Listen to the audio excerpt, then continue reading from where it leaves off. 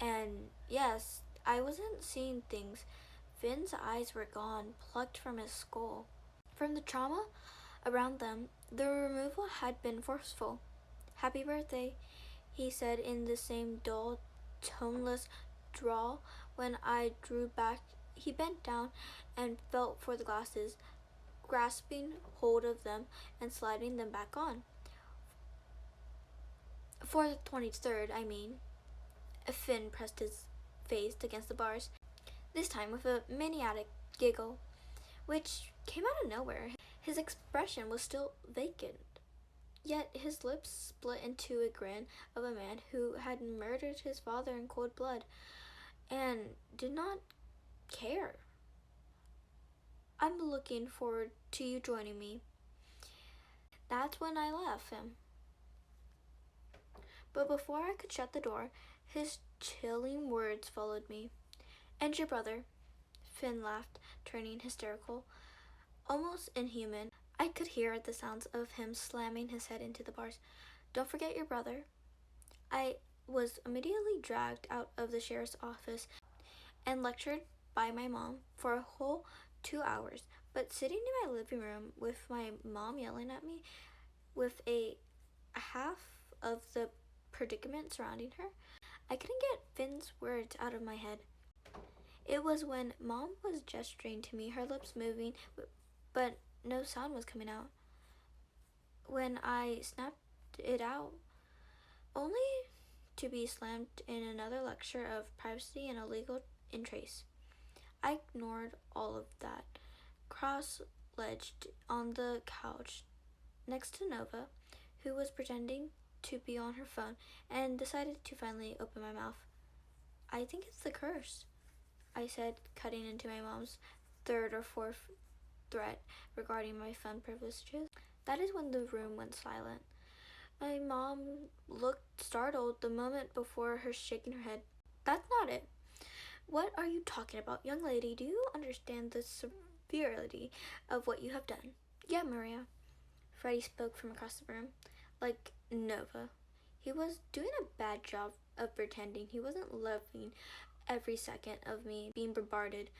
"I can't believe you would do something so stupid." He drifted off. "Oh, wait, didn't you break in to steal those documents last month on Daniel's case?" He smiled, pickered. "Now, I'm pretty sure that was also, like, illegal. But I mean, what do I know? I'm just a high schooler. I don't sneak into the sheriff's office when I'm supposed to be at school." I glared at him. "How do you even know that? You go through my phone?" He shrugged, comfortably adjusting himself on the cylinder. "Your password is 4 zeros. A toddler could bypass it." I don't know if it was stress of what happened with Finn or my brother's dumb grin, but I already was lunging across the room to, I don't know. He's taller than me and more built. He could squash me if he really wanted to. So what I thought of going to be in a fight turned me into trying to cause some damage with him, and Freddie just shoved me off with a scoff. I did manage to hit him in the nose, but that was where Mom came in, pulling us apart and going into mom mode. Quote unquote, mom mode is when she got really mad. Nova decided she no longer wanted to be a spectator and wandered into the kitchen. I was sent to my room, of course, and Freddie was lectured for antagonizing me. Several hours later, he appeared at my door with a half-eaten donut and a cup of cocoa and half a signed apology, which was his attempt of letting me know he was scared I was going to hurt myself. I took the donut and cocoa and told him to go away. He did, after standing there for a while, looking like a kicked puppy. I closed the door on his face when he made a point to try to make me feel sorry for him. I wanted to tell him about Finn, but he would just tell Mom and get me into trouble. So I found myself with information which was driving me crazy. My 18th birthday was approaching, and more kids were turning on their mom and dads. And after Finn, it was Addie, and then Jason, Serena, and then Carla, all which had turned 18 weeks between each other. I thought the town was going to start freaking out and calling those who were left monsters, instigating that we should have never been born. But to my surprise, there was barely any news coverage, and it almost became normal to hear about yet another kid being sent to juvie detention. June arrived, and the day crept by faster and faster until it was eve of my 18th birthday, and I had found myself standing in the bathroom, my trembling fingers wrapped around the razor blade. Every time I thought of actually doing it, slicing into my flesh until my wrists were dripping pools of scarlet, and I was struggling to breathe, I couldn't. So I dumped the razor into the trash and left the bathroom, only to run into Nova, wrapped in a pink bathrobe. My little sister looked like a giant marshmallow, hiding between scattered blonde curls. Maria! Nova was grinning ear to ear, as usual. She grabbed my hand and squeezed them. Do you remember what we did as kids? From the look on her face, I knew exactly what she was talking about. When Mom went to bed, or she was at work on our birthday eve, the three of us would scout her room for presents. And we had grown out of this eventually. But every year, Nova insisted on each one search. It's not like I could refuse when my sister already had a tight grip on my arm and yanked me to my mom's room. When I stumbled inside, I found my brother on his knees under Mom's bed, drifting through boxes and bags. I was surprised Nova could drag Freddie into this. Considering every other year, he rolled his eyes and bid us debut, calling Nova a baby.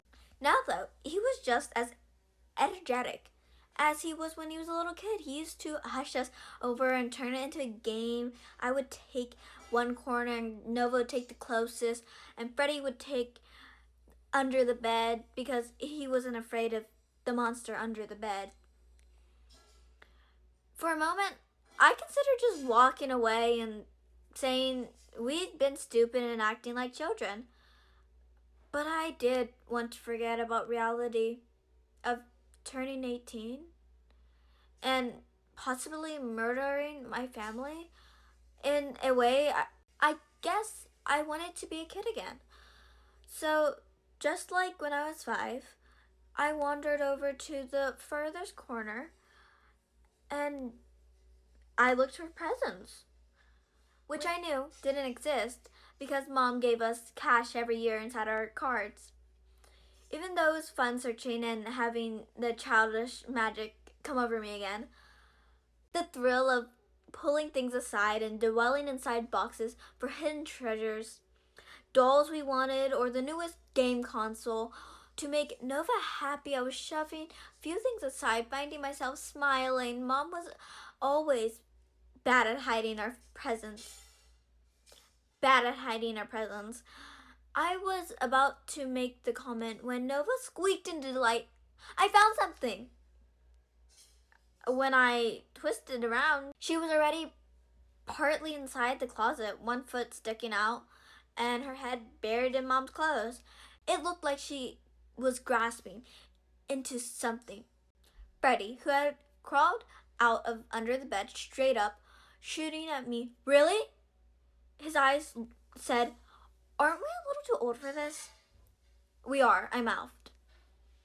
His grin transported back to me to when we were 9, and the two of us were collectively found 5 wrapped gifts and had spent an hour shaking them to figure out what was inside of them. But there were also a glimmer of excitement in his eyes. The two of them managed to heavily look out and looked at a large box. I joined them. slowly. Any idea what it is? I frowned at the box. The two of them were struggling to get a proper hold of it. It was huge and almost the size of the closet itself. When Freddie and Nova had managed to balance it, the three of us stepped backwards to take it in, and immediately something cold slithered down my spine.